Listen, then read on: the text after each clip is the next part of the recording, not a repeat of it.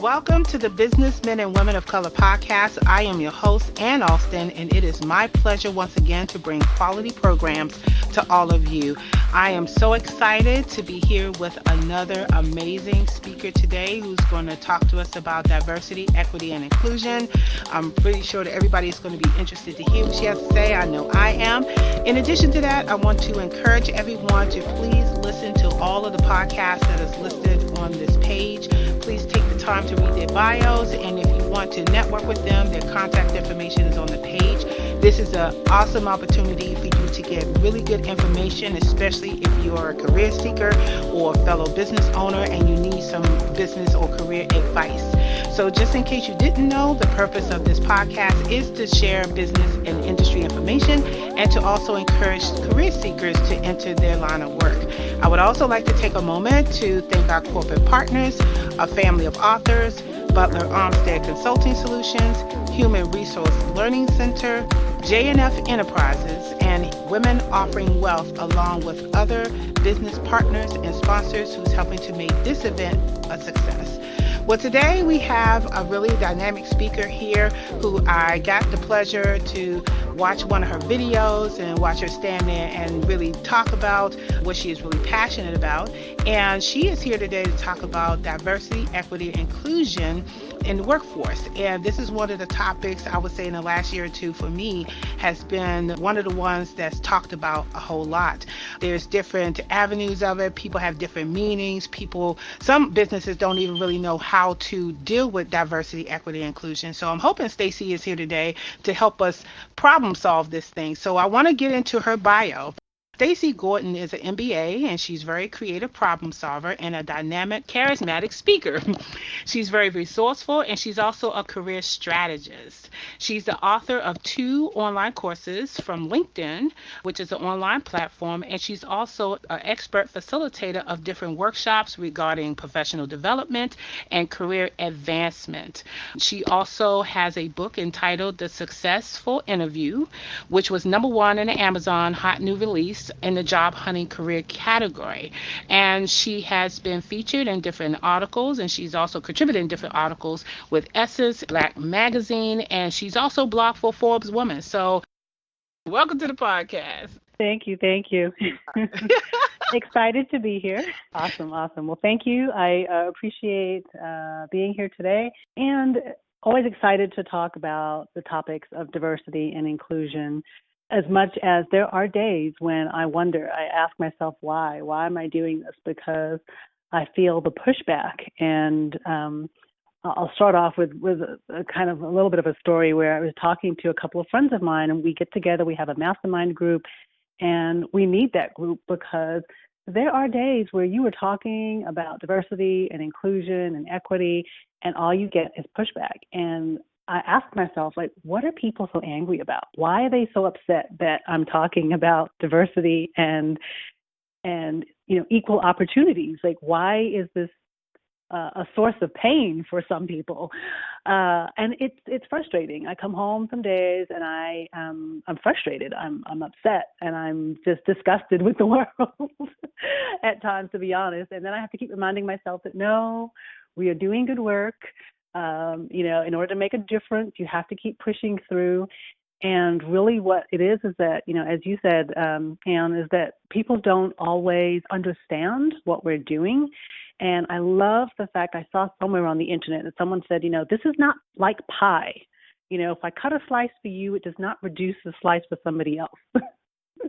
Exactly. That's one of my favorite phrases, though, Stacey, is that no matter how you look at it, it's the same pie. I don't care how many slices you have, it's the same pie. It's nothing different. I guess one of the burning questions that's really out there for me is I think, yes, it's a pain point for a lot of people because they want to tie race into diversity, equity, and inclusion. But let's just break it down to the definition of what it actually means. Well, I think the best definition is one that is out there a lot. And I think it was Verna Myers maybe that coined this, or maybe she's being attributed to something that was already out there. But, they say that diversity is being invited to the party, right? And inclusion is being asked to dance.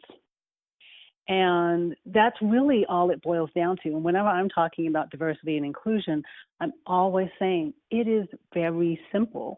And people look at me like I'm crazy. And they're like, oh, but it's so difficult because, all these companies can't do it and they can't get it right. And it's like, yeah, but if you look at what is within a company, right? What is a company made up of? People. People have egos. People have hang-ups and stereotypes. And people are what cause the issues that come to light. And so if you can deal with those issues, you can have, a diverse and happy workforce. Now, of course, that's not easy. I get that, right? But if we really look at what the root cause is and stop talking in these platitudes, it makes it so much easier. Because I tell people all the time, I'll be doing a presentation in a room and I say, okay, well, we're all good people, right? Everyone in the room, raise your hand if you're a good person. Okay, great. So how do all these bad things keep happening in the world? We're all good people, but yet bad things keep happening. Why is that? So you have to realize we're not perfect. None of us are perfect. We have all done bad things. We have all offended somebody on purpose or by accident, right? We have all done things we are ashamed of. We have all done things that we didn't even know we were doing was wrong at the time. And so when you accumulate those things, you have to realize everything that you do affects somebody else around you. And you're either affecting them positively or negatively. If you did not affect somebody positively, guess what? You affected them negatively, Yeah, whether you absolutely. think so or not. Right, absolutely. I think one of the problems that I see from my own experience is that people are just not being honest with themselves. They're not being Right, honest with themselves of who they are, and so it reflects in their attitude and their behavior towards someone else. And if they just kind of take a step back and really look at how they're interacting and impacting another person, it will definitely open their eyes and maybe a change will happen. But there's so much negativity, bad news. We just finished talking about that prior to the podcast, of so much negative energy that is all around. And people are just walking around with these fake smiles like everything is okay when really they're they're not good inside. And so it comes out in the workplace, it comes out with your friends and family. It just comes out.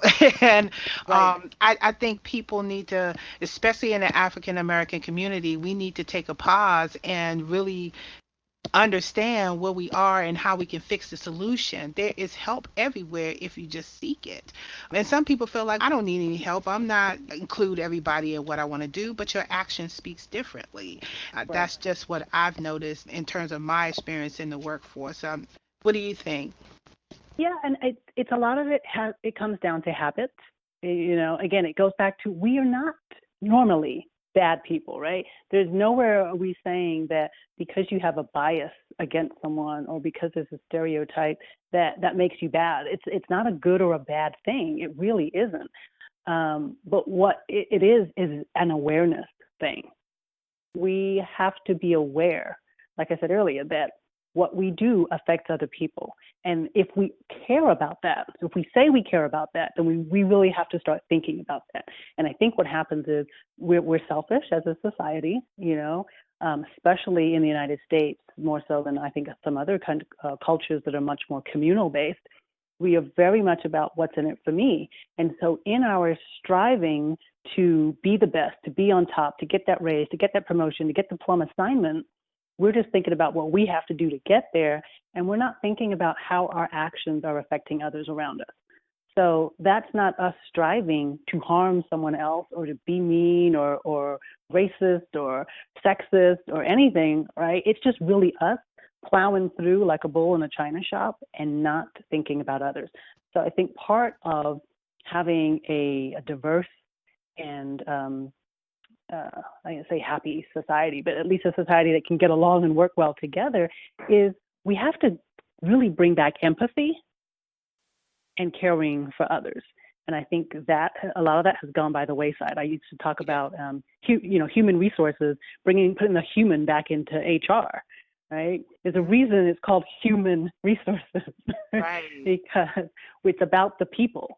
now you want to be a chief people officer or people, whatever it is, the human capital management and all of this. But you really have to look at the fact that you are dealing with people, and people have feelings, people have perceptions, and we have to really take that into account. And I don't think we've been doing that well at all recently.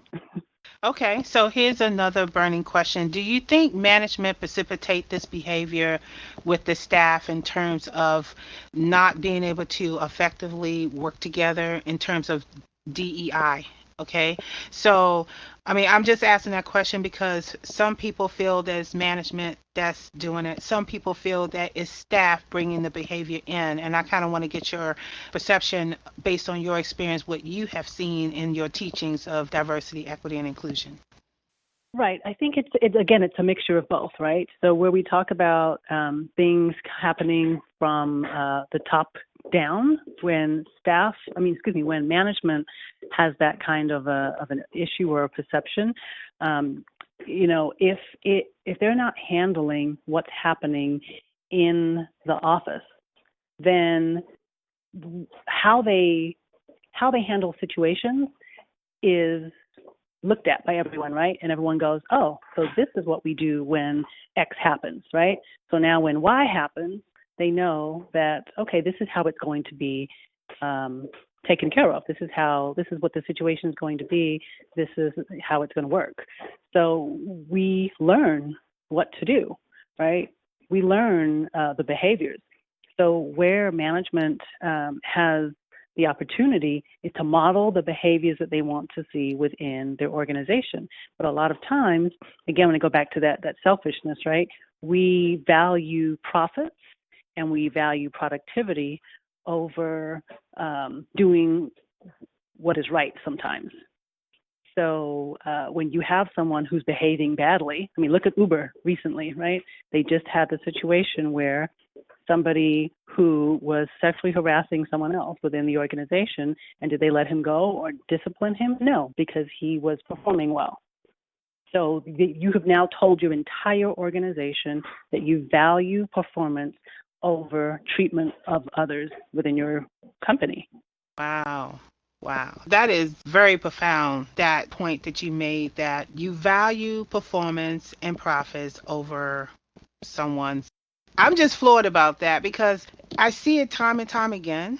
And I understand the businesses have to make money. I understand there's performance and metrics they have to meet. I understand that. But like you said, we're all human and we have feelings and we have thoughts. And people are more productive when they feel like that they are valued, that they mean something, that they're contributing, that they're part of the overall whole of the group. And when an employee doesn't feel that way, then we have a lot of animosity, we have a lot of gossip. There's people who start making assumptions about other people, and then you have miscommunications and judgment going on. And I think that that further precipitates the problem, in addition to all the other aspects that you said. Which was, to me, this is a sore subject to me because I've always been one of those people that's been subject to discrimination. I've been subject to, and I'm pretty sure a lot of us have, but particularly as a woman being in the information technology realm, there was a lot of that going on. So I have like my view and I have other people's views too. But like you said, we have to start not doing that.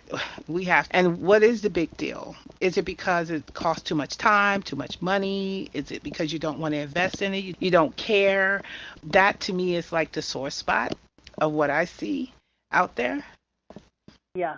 Yeah, I think that, there's a lot of different reasons. Every company has a different reason for not doing it, right? There is no one size fits all solution or answer. There's no one size fits all solution to diversity, and there's no one size fits all answer to why there are issues or problems within an organization. And that is one of the issues with properly implementing a diversity and inclusion program, is that everyone wants that quick fix. Everyone wants to be able to check the box and take this training and think that it's going to apply to them, but it's not, because every company is made up of individual people and individual cultures and subcultures within that organization. and you have to be able to understand what those subcultures are before you can appropriately apply any kind of diversity and inclusion solution to it. So what's going to work at Google will not work at Apple, will not work at Facebook, right? Because what they do and how they do it is very different. And even within those companies, each subgroup is also different. So you cannot just take a blanket approach to one company either. You really have to look at it team by team, department by department, and allow them the leeway to implement a solution that makes sense for the way that they work. Fantastic. And I'm pretty sure this applies to new businesses as well. Okay, so I want to turn the conversation to how did you stumble on this line of work? What was it that clicked to you that you wanted to do diversity, equity, and inclusion? Well, what happened for me is I was working as a recruiter, and I was finding that I was having to work 2 and 3 times as hard to get professionals of color hired. And it was really frustrating. And on top of that, it was during the time period when the economy was bad. And so it affected me emotionally too, because I would have people in my office crying, like, I need a job, like my house is being foreclosed, my car just got repossessed. And they were looking at me as this, this one last ray of hope to get them a job. And it was really just interesting to see the disparities between who was getting hired and who wasn't, who was getting callbacks and who wasn't, to the point where, I remember I had one client that always sticks out because and I say client when I think of the candidate, but I think that's also what made me a little bit of a different type of recruiter than most recruiters. Every recruiter will tell you their client is the company, right? And for me, I always thought of both. I'm like, well, I have 2 clients. I have the client who's the company and wants to hire, but I also, the person sitting in front of me, they're a person too. They're a client, and they are just as deserving of my time and respect as the client is. And I had this one candidate who was going for a 6-figure opportunity, and if I'll tell you right now, I won't go into this. It's a really long story, but if he was a white male, he would have gotten that job right when he was supposed to get it. Instead, it got extended by about 3 to 4 weeks because all of a sudden the board of directors had something to say about it, and then terms got changed, and then they wanted extra documentation, and then they needed to know how had he ever made this kind of money before, and they wanted to see W-4s and W-2s and all kinds of things, which I get. A lot of times you do ask for that information, but it was just the way that it was done, and it was the fact that it wasn't asked for of other candidates. It wasn't asked for of this candidate even until after they had decided that they were going to hire him, and then the board of directors stepped in and was like, I'm not sure. Do we really want to hire him? The CEO had said, yes, we want to hire this guy. Wow. So, I really had to fight to get him hired, and I thought about that later, and I said, if I was a different recruiter who just cared about my paycheck, I would have dropped him a long time ago and found somebody else to get that job because I wanted to get paid, right? But I wanted him to get the job because he deserved the job, and he had gone through all the hoops that they made him jump through to get the job, and so at the last moment to pull it out from under him was completely unfair. Wow, that's terrible. I'm sorry that this is, but it happens to a lot of us. It happens to a lot of us, and this is real. This is real life. I can't tell you how many people have reached out to me and say, "Hey, I've been trying to, get a job for I don't know how many months now, and I'm not getting any calls or any callbacks." And they're well qualified. They're applying to the right thing. They even had their resume done, and I know that it's something that they can do. But unfortunately, we have to raise that bar. And I'm glad that you stepped out of the box and say, okay, I'm not going to even deal with this anymore. I'm going to go and make a difference by doing diversity, equity, and inclusion to try to change that mindset. And I think that's really awful and unfortunate that we have to go through those type of steps just to qualify. It's no different than when Barack Obama became president and he had to go and show his birth certificate and other stuff just to become president. You know what? Don't even get me started. Sore spot. Sorry, Barack. I ain't mean to bring you in there. I'm starting Stacy up in here. But it is so true. It is so true. And I think for depending on, and that's why I asked the question about management. That was the reason why I asked that, because I think that there are some managers out there that's, like you said, it's all about the profit. They don't really care. They don't want to implement it. They just want to put something in place just to say that they have it, but not really do anything about it. What I don't know what the solution to that would be to help get them to say, okay, you can't just put it in place and not do anything about it. I don't know what the solution would be to that. The solution there was really to have them focus on the positive of the profits, right? So in the same way that if you are going to value profits over people, right, you want to keep somebody in a job because they're doing a great job, but it's harming others in the organization, there's going to reach a point to where that harm is going to outweigh the good that that one person is providing in value. So that's really what you need to be able to show is that tipping point, and to be able to ask the question of, do you really want to wait till you get to that point and then still have to do something about it anyway? Isn't it better to do something about it now? Because either way, you're going to have to do something about it. Absolutely. So, okay, I need to cheer up a little bit because I'm really sad about that story. So, let's talk about your book. Tell me all about your book. Well, my book, it's called The Successful Interview, 99 Questions to Ask and Answer, and Some You Shouldn't. I'm actually working on a revised version to it because this one is actually, I can't believe it's 4 years old now. But I wrote it because I was working as a recruiter, and I would have people all the time. They would come in unprepared. They would come in just a hot mess, and I was tired of saying the same thing over and over again. And so I literally wrote that book in probably a few days because I sat down and I thought about every candidate who would ever come into my office. And I thought about what they've asked me and the answer to their question. And I just started categorizing, like questions, well, things you should ask. And I was like, all right, these are all the things you shouldn't ask. And then there's like all the things they shouldn't ask you, but they will. And here's how to try to circumvent some of those questions that will come up. It's a really fast read, and it's one of those things I tell people, look, it's a pocket guide for you. Gotcha. It's Do a you need to pocket read the guide. entire thing? No, you do Okay. not need to read the entire thing. But there will be questions in there, things in there that will help you get through your next interview. And what I always tell people is getting the job, like once you've got the interview, it's not anymore really about proving what you can do. It's about proving that you are confident in what you can do. Absolutely, absolutely. And I want to remind everybody on this podcast that all of these people, including Stacy, who are great, they're providing these tools.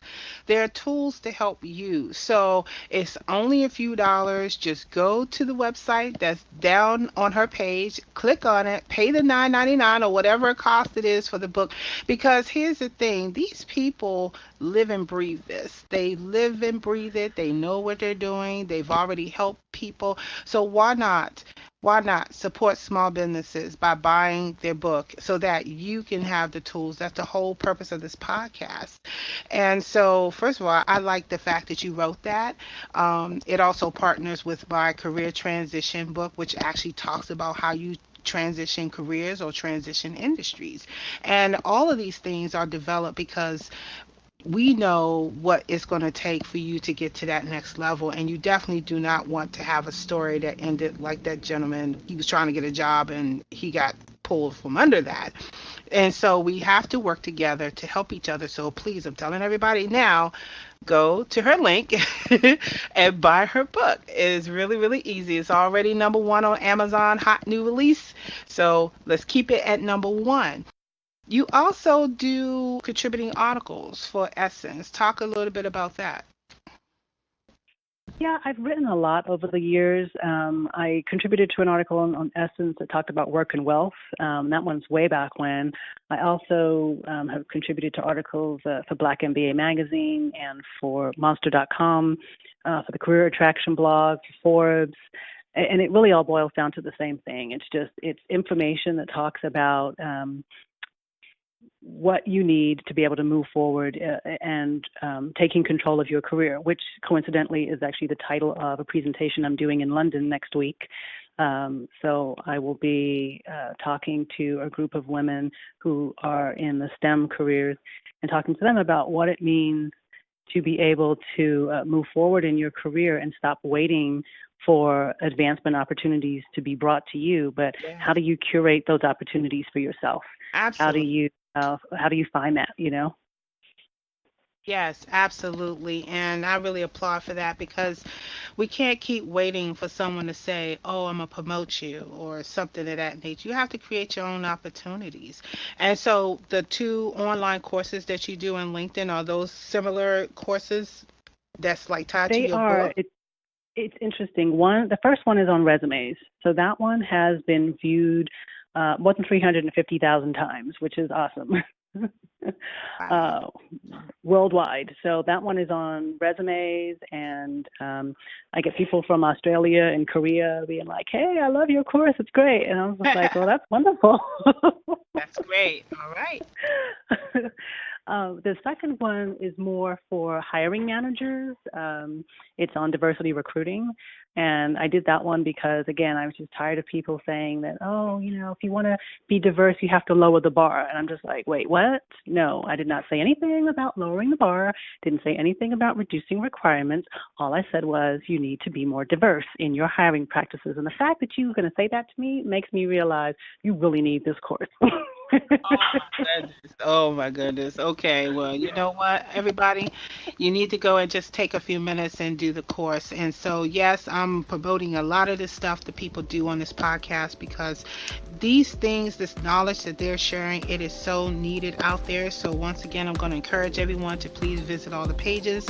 Please reach out to Stacy if you want to ask more information about her diversity, equity, and inclusion practices, or even more about her LinkedIn courses. Please reach out to her. Her contact information is down below. And Stacy, I would like to thank you for taking the time to be on this podcast and share with us all this great information that you shared with us today, including your books. Okay, wonderful. Thank you so much. I really appreciate being involved in today's podcast. And yeah, would love to see you guys on the website or on Amazon purchasing the book or on LinkedIn checking out the courses.